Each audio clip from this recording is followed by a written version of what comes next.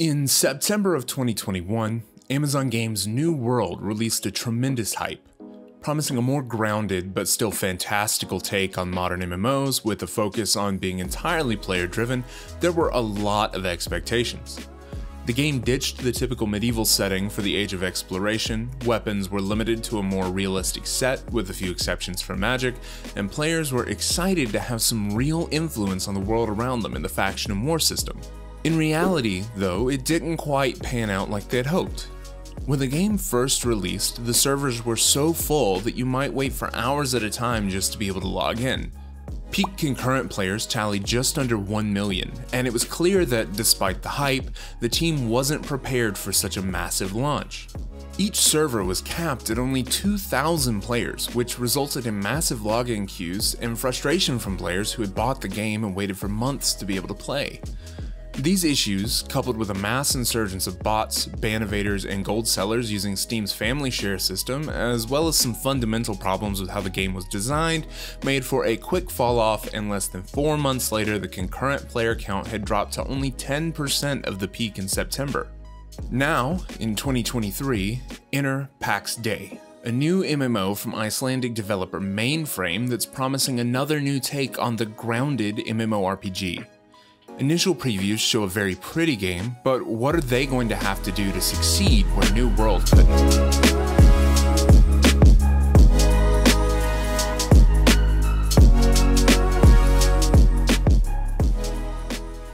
So now that we've thrown the term around a few times, what does it really mean to make a grounded or realistic MMORPG? For the team behind Pax Dei, this means taking real-world locations and legends and inserting them into a fantasy game environment. During an interview given at the 2023 PC Gaming Show, they expanded on this a little bit more, saying that their intention in making this game is to go back to the roots of what fantasy actually is. This doesn't just mean that they've set everything in a vaguely European location, dropped in some dragons and Vikings, and called it a day. No, instead they've gone all the way in on the real-world inspiration, and have been pulling creatures from medieval bestiaries, magic from real historical grimoires and spellbooks, and even things like healing recipes and properties of different plants as they would have been used in the 12th or 13th century.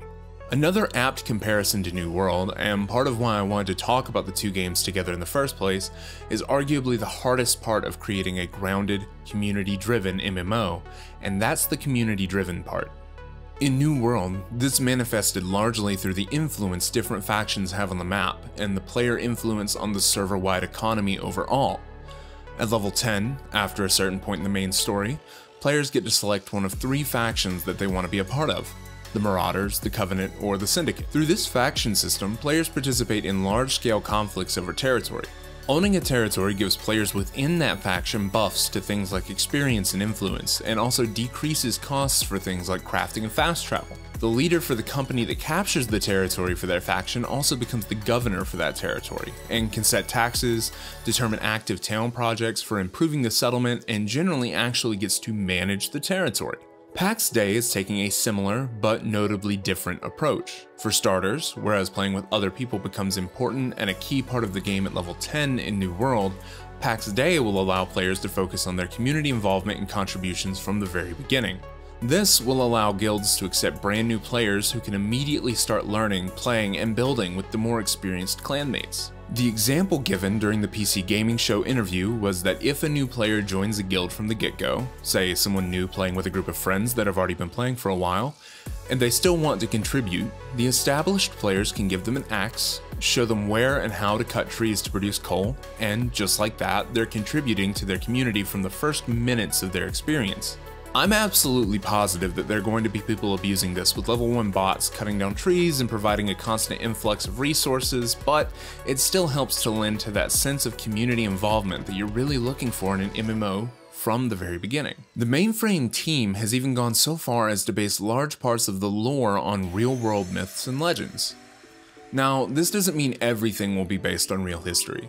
The game will have a story and lore that the team has written, but when it comes to things like wildlife, armor, and other things of that nature, most of it comes from a place in the real world. The first region that they've talked about extensively is based on southern France, So the architecture and plants that you find in-game will be based on what you could find in that region during the medieval era in the real world. This also includes monsters and enemies that will be included in the game, and real-world knowledge of these legends will actually be a leg up in the game world. While there may not be information presented in-game on how to defeat a certain monster, the intention is for players to use real-world knowledge combined with trial and error to discover its weaknesses and vulnerabilities and then share that with other members in their community.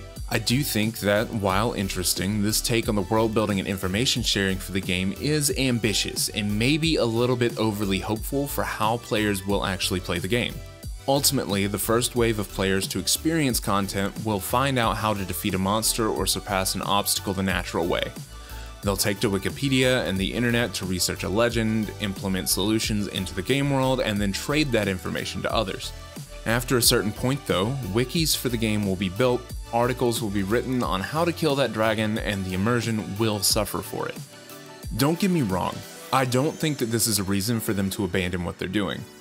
I think that the mainframe team has taken a really interesting approach to how they're building out the world of Pax Dei, and I'm excited to see more. The problem really lies in so much of the MMO community focusing on min-maxing and efficiency.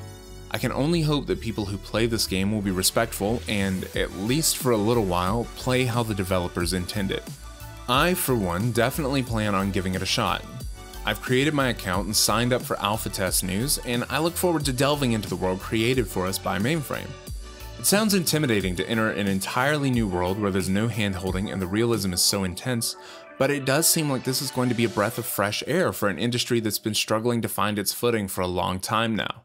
I'm sure this game is going to be divisive given the implementation and unique progression system. How do you feel about it? Let me know in the comments whether or not you're planning on giving Pax Dei a try when it enters alpha testing or at some point in the future. Thanks for watching the video, it means a lot to see people interacting so much with every upload. If you haven't already, don't forget to like and subscribe and click the bell icon to be reminded whenever I upload a new video. And I'll see you in the next one.